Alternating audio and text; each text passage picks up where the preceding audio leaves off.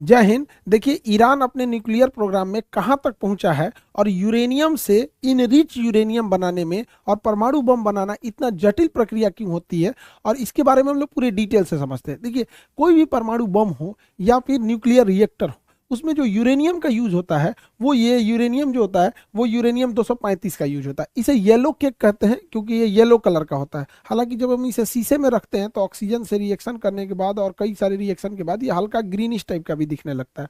Uranium को हम लोग आशा का धातु कहते हैं, आशा का धातु। और कई बार एग्जाम में जब ये पूछता है भविष्य का ईंधन, तो कंफ्यूज मत हो जाइएगा लोग, भविष्य का ईंधन हाइड्रोजन होता है। भविष्य का ईंधन हम लोग हाइड्रोजन को बोलते हैं, हाइड्रोजन को। और आशा का धातु का कर कहेगा तो यूरेनियम होगा। येलो केक भी होगा तो यूरेनियम। दुनिया का सबसे महंगा पदार्थ यूरेनियम है। हालांकि इसकी प्राइस का कभी कोई डिस्क्लोज किया नहीं इंटरनेशनल मार्केट में, हालांकि दुनिया का सबसे महंगा पदार्थ है। अब ये यूरेनियम इतना महंगा है क्यों? क्योंकि देखिए, यूरेनियम जो नेचुरल यूरेनियम मिलता है वो यूरेनियम 238 होता है, ये किसी काम का नहीं है। यूरेनियम 238 नेचुरल में मिलता है, वो 99.7% होता है, यानी लगभग जितना भी यूरेनियम हमें मिल रहा है वो हमारे किसी काम का नहीं है। यूरेनियम 99.3 होता है, 7 लिख दिए 3। अब ये जो हमें हमें जो प्राप्त करना है यूरेनियम 235 चाहिए। अब ये यूरेनियम 235 कितना चाहिए, कितना है प्रकृति में?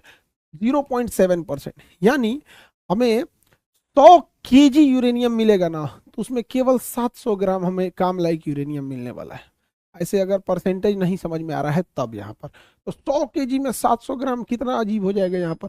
तो और दूसरी क्या है ना, दोनों मिक्स होता है। यूरेनियम 235 और यूरेनियम 238 दोनों मिक्स होता है। हमें 238 का काम नहीं है, हमें काम है 235 का। अब इसी को इंप्रूव कर दिया जाता है और 235 को जब एक्सट्रैक्ट करके बाहर निकालते हैं तो उसी के यूज करके हम परमाणु बम बनाते हैं। यही शकल है परमाणु बम की। या फिर उसको बिजली घर में बना के उससे बिजली बनाते हैं यहाँ पर। अब इसको कैसे हम लोग लाते हैं इसे समझते हैं।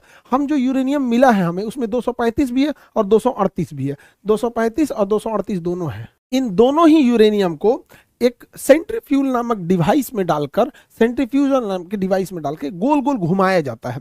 अब जैसे दही में हम लोग ऐसे मथनी डाल के गोल गोल घुमाते हैं, मक्खन अलग हो जाता है, दही मलाई अलग हो जाता है, सेम वही चीज होता है जिसे हम अपकेंद्र बल या सेंट्रीफ्यूगल कहते हैं। तो इसके जो सेंट्रीफ्यूज होते हैं उसी में इसको गोल गोल घुमाया जाता है। इस गोल गोल घुमाने से फायदा ये होता है कि यूरेनियम 238 साइड में हो जाता है। यूरेनियम 238 जो है ये साइड में आ जाता है, और हमें जो जरूरत होती है यूरेनियम 235 की, ये यूरेनियम 235 बीच में चला जाता है और हम इस बीच वाले से निकाल लेते हैं।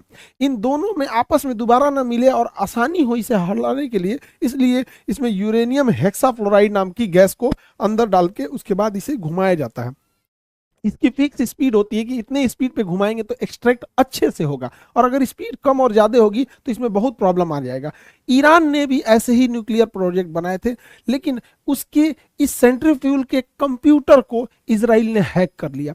जो कंप्यूटर इसे गोल गोल घुमा रहा था उसी को हैक कर लिया। अब वो स्पीड कभी बढ़ा देता था, कभी घटा देता था, कभी बढ़ा दिया कभी घटा दिया।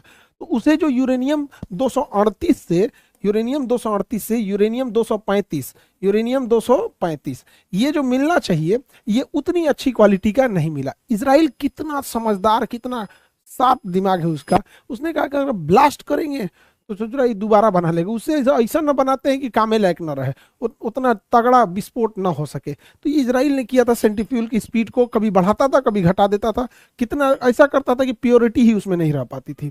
तो इसराइल का प्रोग्राम जो ईरान के बेसिकली प्रोग्राम को रोकने के लिए ये सारी चीजें की गई थी। अब जो यूरेनियम हमें 235 मिलेगा, यूरेनियम 235, अब ये यूरेनियम 235 को और भी प्यूरिफाई किया जाएगा। तो पहले तो 238 से हमें ले आना है 235, यूरेनियम 238 से हमें बनाना है 235। अब जब 235 मिल गया, अब इसे और प्योर किया जाएगा। अगर 5% इंक्रीज करेंगे, 5% प्योरिटी लाएंगे, इनरिच करके, इनरिच बोला जाता है उसे, प्योर नहीं बोल के इनरिच कहेंगे यहाँ पे, तो उससे हम परमाणु बिजली घर बना सकते हैं।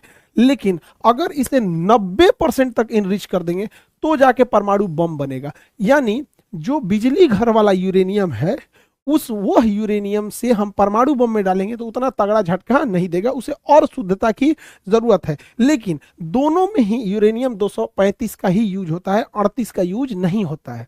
यूरेनियम 235 को साफ करके जब इनरिच करके ले आते हैं तो इस तरह से उसे बंडल बना के रख लेते हैं यूरेनियम को। अब समझिए 1 kg यूरेनियम 235 में, 238 में